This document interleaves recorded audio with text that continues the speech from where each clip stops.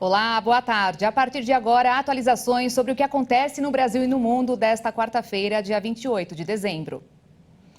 Começamos esta edição com o aumento do preço dos combustíveis devido à volta da cobrança de tributos federais. E já a partir da semana que vem, o presidente Jair Bolsonaro tinha zerado o imposto, principalmente para conter a alta da inflação por causa da guerra na Ucrânia. Mas a medida acaba sábado, dia 31, e até foi cogitado prorrogar por mais 30 dias. Mas a equipe de Lula pediu ao governo atual para não estender a desoneração. A gasolina terá o maior aumento.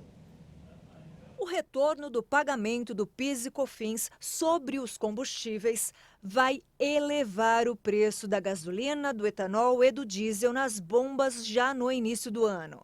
De acordo com os cálculos do Centro Brasileiro de Infraestrutura, o preço do etanol pode subir 26 centavos por litro, o do diesel 33 centavos por litro e a gasolina vai ter o maior reajuste, 69 centavos por litro.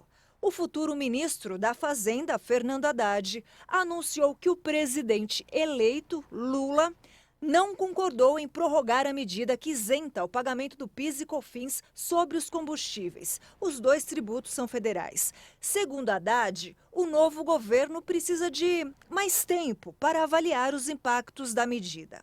A isenção foi estabelecida pelo governo Jair Bolsonaro no início do ano para baixar os preços, mas tem validade até o fim deste mês. Essa reoneração dos tributos vai devolver cerca de 50 bilhões de reais por ano aos cofres públicos. Agora, com a aprovação da PEC da transição, que permite o pagamento de R$ 600 reais do Bolsa Família, a previsão de déficit para a União do ano que vem passou de 60 bilhões para 230 bilhões de reais. Então, com a reoneração dos tributos sobre os combustíveis, o cofre público, teoricamente, teria mais dinheiro para honrar com esses compromissos. Outro aumento para o bolso do consumidor, mas no caso para quem mora na cidade de São Paulo, é do IPTU, o Imposto Predial e Territorial Urbano. A Prefeitura já anunciou a atualização do tributo com aumento de 5,5% para o exercício de 2023. O percentual acrescido vai incidir sobre os valores unitários do metro quadrado de construção e de terreno que constam na planta, um instrumento usado para o cálculo do valor venal dos imóveis. Valor venal é uma estimativa do preço da propriedade e determina o quanto deve ser pago pelo contribuinte.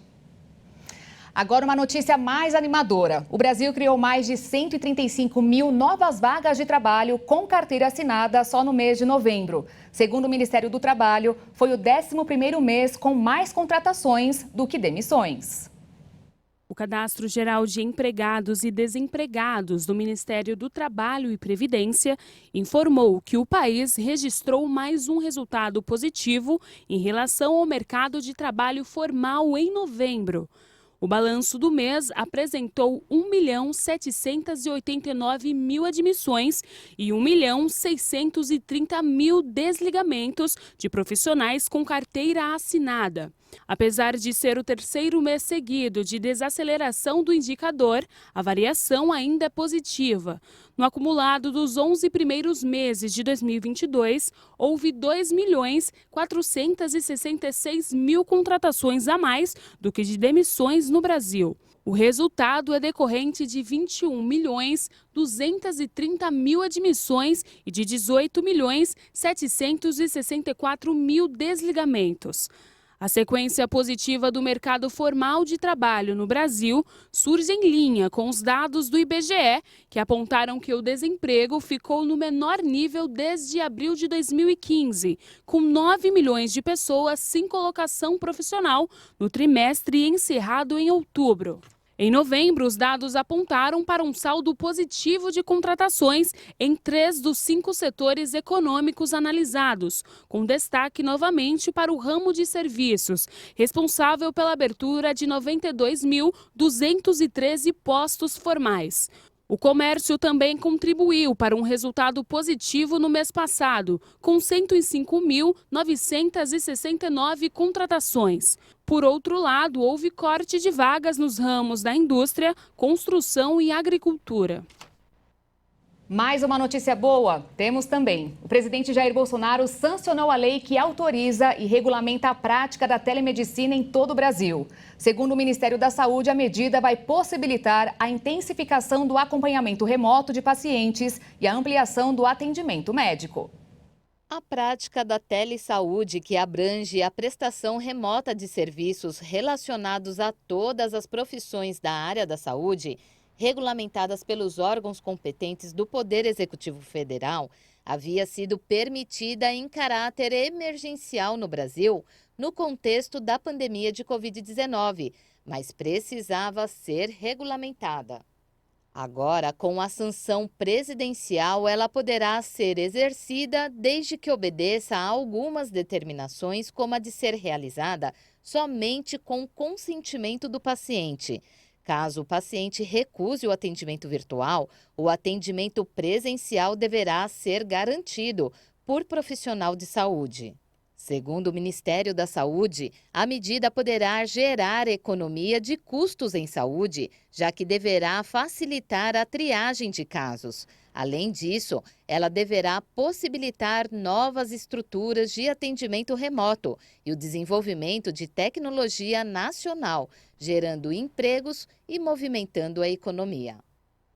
O Ministério da Justiça autorizou a atuação da Força Nacional na posse do presidente eleito Lula, no próximo domingo, dia 1º de janeiro de 2023. O Ministério da Justiça e da Segurança Pública autorizou a dar apoio à Polícia Rodoviária Federal na cerimônia. A liberação para a ação da Força Nacional vale até o dia 2 de janeiro, dia seguinte da posse.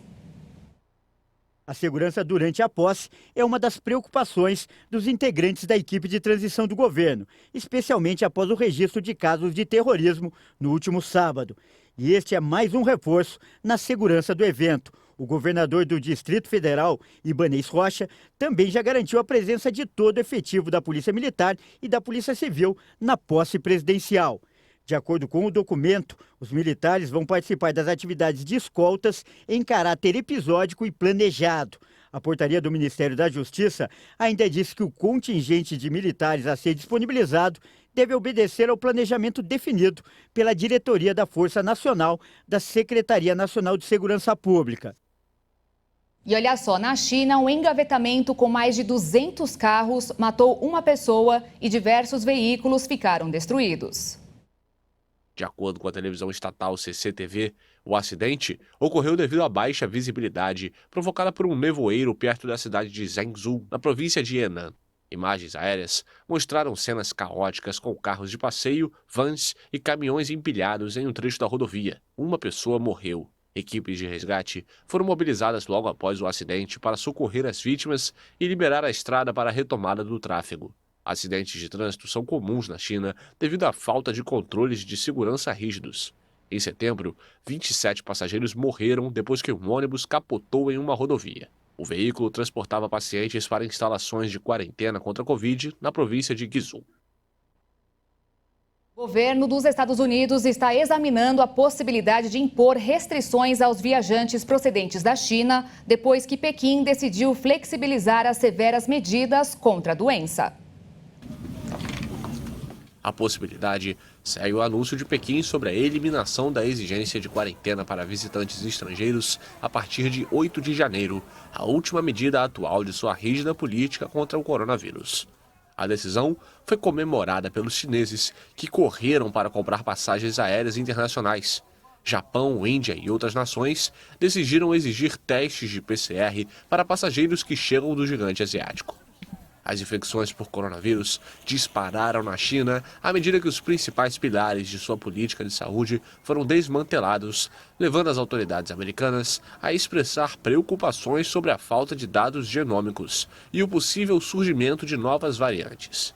Pequim admitiu que é impossível rastrear a origem do atual surto e suprimiu a controversa contagem de infecções, além de restringir os critérios para calcular as mortes relacionadas à pandemia. Desde março de 2020, os passageiros que chegavam à China têm de passar por uma quarentena obrigatória.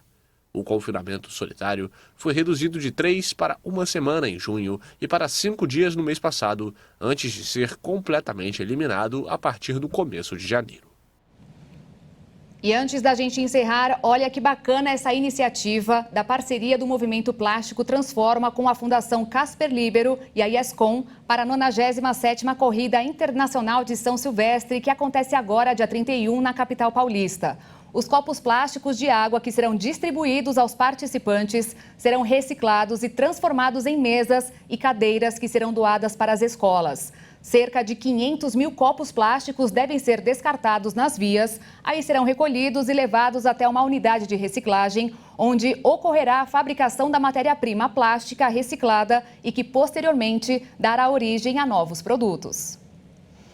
A reportagem completa sobre esse assunto você acompanha no Jornal das 18h30 com a Juliana Dariva e a Maria Alice Dias. Às 10 da noite eu volto ao vivo com o Jornal das 22h e espero você. Obrigada pela companhia. Tchau.